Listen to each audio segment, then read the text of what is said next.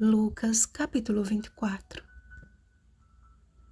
E começando por Moisés, discorrendo por todos os profetas, expunha-lhes o que a seu respeito constava em todas as Escrituras. Versículo 27. Findo o descanso sabático, aquelas que acompanharam Jesus e o serviram em seu ministério foram as primeiras a ir ao túmulo no primeiro dia da semana, alta madrugada, levando os aromas que haviam preparado. Mas a pedra estava removida e o corpo de Jesus não estava no sepulcro. Consoladas por anjos que afirmaram ter Jesus ressuscitado como ele mesmo havia predito, elas se lembraram das suas palavras e correram a fim de anunciar as boas novas aos discípulos. A notícia, porém, soou ao grupo entristecido como um delírio, de forma que não acreditaram nelas. Mas aquele cujo coração sangrava por 3 vezes ter negado o seu Senhor, correu ao sepulcro. O túmulo vazio foi para Pedro o símbolo de uma segunda chance, de modo que retirou-se para casa, maravilhado do que havia acontecido. Jesus, porém, que havia aparecido a Maria Madalena, da qual havia expelido 7 demônios, tinha um plano sequencial antes de sua ascensão. Como aquele que toma tempo para dar atenção a um pequenino que seja, seu coração amoroso também foi atraído a 2 discípulos anônimos que viajavam de Jerusalém à aldeia de Emaús. Entristecidos com tudo o que havia acontecido, parecia que simplesmente estavam voltando para casa a fim de reassumirem suas antigas ocupações.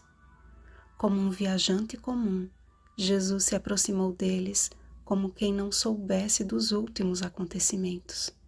Então, um deles, chamado Cleopas, interrogou aquele estranho que parecia ser o único a desconhecer o que havia acontecido em Jerusalém. Aqueles homens não tinham ideia de que estavam fazendo a viagem mais privilegiada de suas vidas.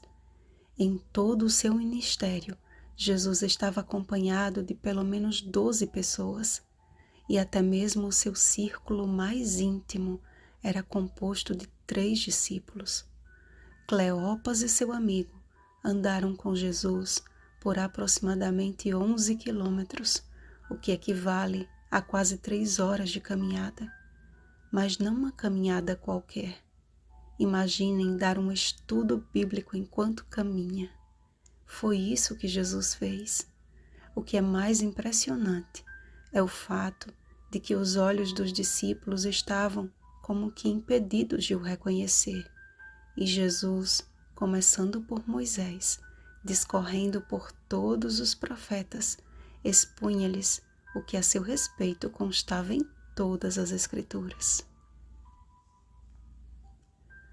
Percebam que não apenas os olhos deles estavam turvos, como também o seu entendimento acerca de quem era Jesus, já que o apresentaram como varão profeta e não como o Cristo.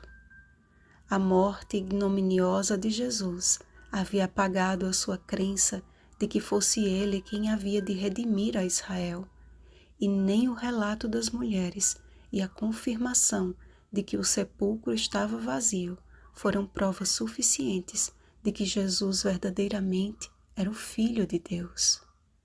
Uma incredulidade que Jesus tratou de repreender. Ó nécios e tardos de coração para crer tudo o que os profetas disseram. Porventura, não convinha que o Cristo padecesse e entrasse na sua glória? Jesus simplesmente disse que a sua vida foi o perfeito cumprimento de toda a Escritura, que todos os profetas falam a seu respeito. Amados, estamos vivendo nos dias mais perigosos espiritualmente falando. Se aqueles que viram Jesus face a face e andaram com ele lado a lado tiveram seu coração tomado pela incredulidade, quanto mais nós corremos o sério risco de permitir que o desânimo prejudique a nossa visão espiritual e nos impeça de enxergar o que está escrito. Lembrem de Noé.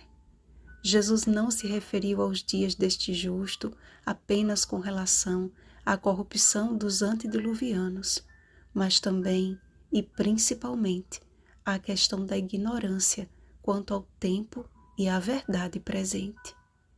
Jesus disse que Noé entrou na arca e não o perceberam, senão quando veio o dilúvio e os levou a todos.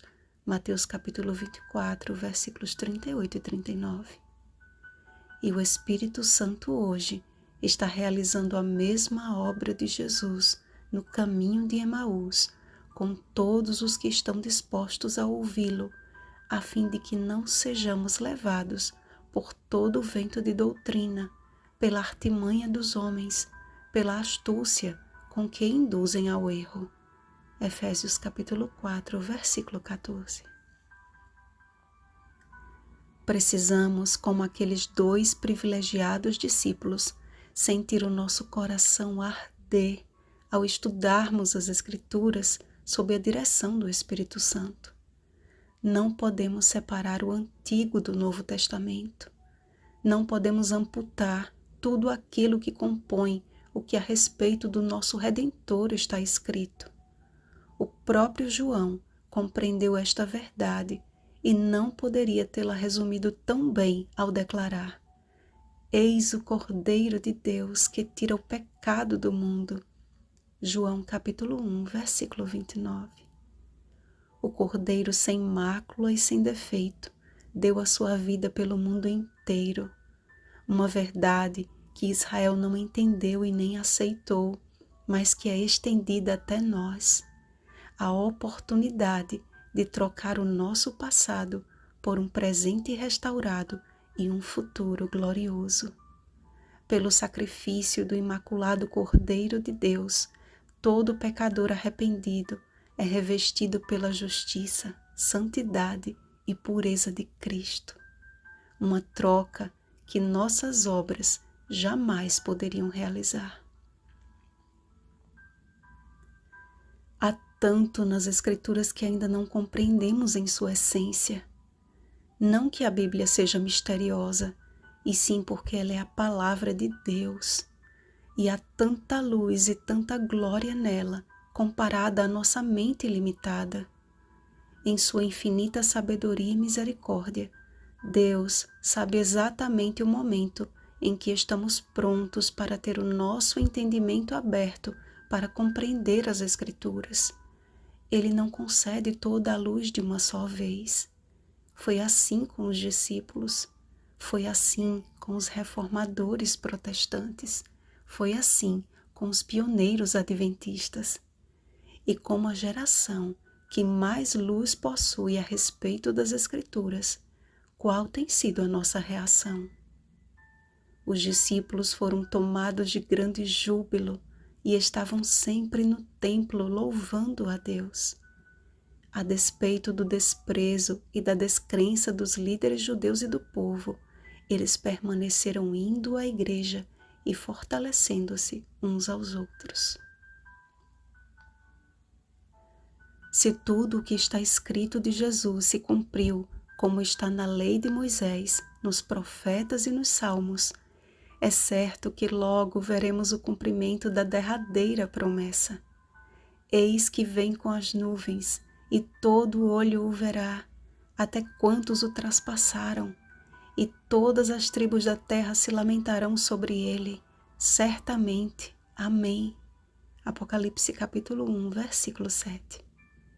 Logo, todo aquele que rejeitou o convite da graça, com terrível tremor e temor, terá de contemplar o retorno do Rei dos Reis e Senhor dos Senhores. Apocalipse capítulo 19, versículo 16. Com horror, cairão em si tarde demais, assim como o foi no tempo do dilúvio. Como foi nos dias de Noé, a suposta demora do advento já está a levantar muitos escarnecedores a questionar: onde está a promessa da sua vinda? 2 Pedro capítulo 3, versículo 4. Mas todos nós que conhecemos o tempo, precisamos estar apercebidos de que a nossa salvação está mais próxima do que quando no princípio cremos. Romanos capítulo 13, versículo 11.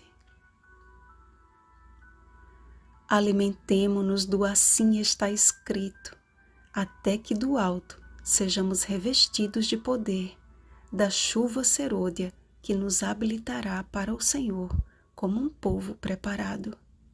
Lucas capítulo 1, versículo 17. Vigiemos e oremos. Bom dia, santificados pela palavra. Rosana Garcia Barros.